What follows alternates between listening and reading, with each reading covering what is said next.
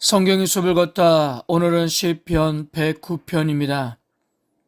오늘 시편 109편은 전형적인 저주 시편에 해당되는 시인데요. 탄식시의 형식을 띠고 있습니다. 저주의 어조가 강한 시편들은 시편 12편, 58편, 83편, 137편, 139편입니다. 무엇보다도 오늘 109편 6절에서 19절에 언급되는 내용들은 다소 충격적입니다. 이런 이유 때문에 이스라엘 예배 때는 사용되지 않았으며 오히려 말로 해방을 당하고 거짓으로 고소당하는 사람들을 위한 기도에 더 어울리는 것으로 여겼습니다. 그리고 3년 주기로 거의 시편을 읽도록 한 영국 성공회의 기도책에서도 이 시편은 제외가 되었습니다. 아울러 신약 성경에서도 사도행전 1장에서 가룟 유다의 죽음을 설명하면서 사용하는 것 외에는 어디서도 인용되지 않았습니다. 먼저 1절에서 5절까지 시인은 분명히 원수들 때문에 숨쉬기도 어려운 상황이었는데요. 그 가운데 시인은 하나님을 향해 눈을 들면서 내가 찬양하는 하나님이여 라고 고백했습니다. 하나님을 이렇게 표현한 것은 지난날 하나님의 베푸신 구원의 경험에 대한 시인의 기억을 전제하고 있기 때문입니다. 즉, 하나님께서는 자주 시인을 구원하셨기에 하나님은 그에게 찬양의 대상이 되었던 것입니다. 그러면서 강구하는 내용은 잠잠하지 마옵소서인데요. 이것은 시인의 사항을 역설적으로 표현해주고 있다고 할 수 있어요. 시인은 언제나 하나님을 찬양하는데 그것과 대조적으로 하나님은 침묵하고 계신 것입니다. 즉 하나님의 부재가 느껴지고 있는 사항인데요. 이것은 우리들의 삶에서도 낯설지 않는 모습이기도 합니다. 2절과 3절은 시인이 맞닥뜨린 사항을 전반적으로 표현합니다. 즉 원수들에게 공격을 당하고 있는데 그 공격은 악한 입, 거짓된 입, 속이는 혀, 미워하는 말들이었는데요. 이것은 시인이 맞닥뜨린 원수들의 공격이 물리적인 것이 아니라 대인 관계에서 오가는 말에서 비롯된 것을 알 수 있습니다.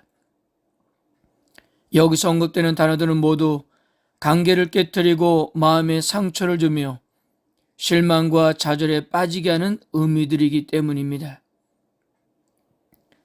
그런데 더 심각한 것은 이 원수들은 시인이 평소에 사랑하며 그들을 위해 기도했던 사람이었던 거예요.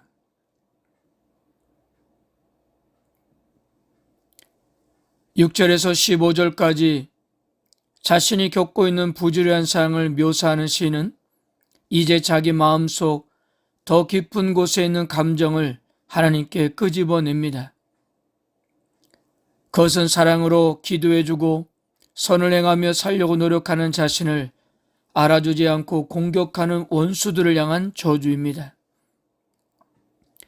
이 저주의 내용을 보면 점층적으로 확대되는 모습인데요.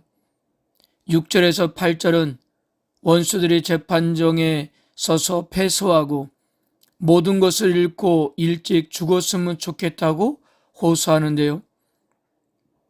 6절에서 말하는 사탄은 우리가 알고 있는 영적인 존재가 아니라 법정에서 고발하는 사람을 말합니다. 결과 악인들은 그들의 적대자들로부터 고소를 당하고 괴롭힘을 받게 해달라는 기도였던 것입니다.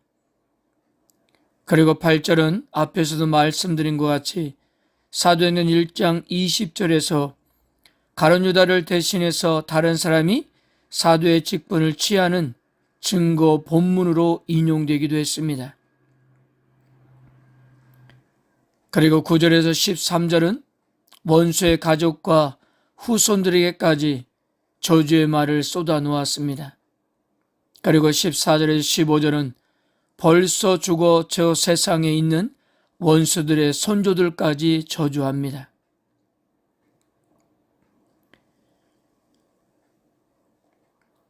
16절에서 20절까지 시인을 괴롭히는 원수들에게 가장 강력한 저주를 내려달라고 기도하면서 왜 그들이 하나님의 저주를 받아야 하는지를 말합니다.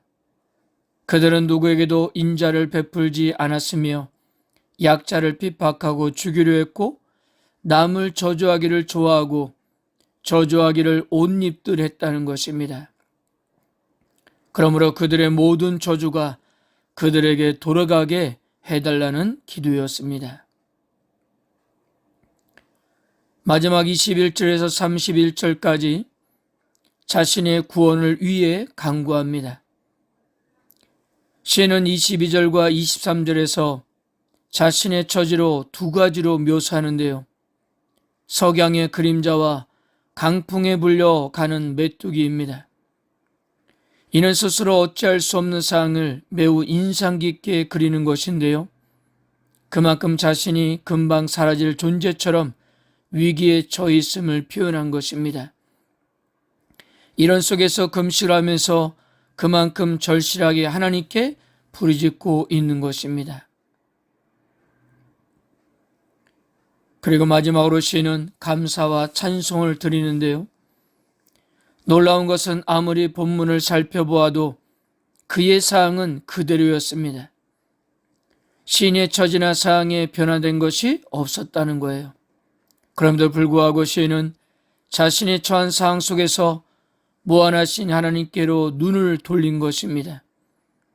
그리고 여호와께서 자기 편임을 깨달았던 거예요.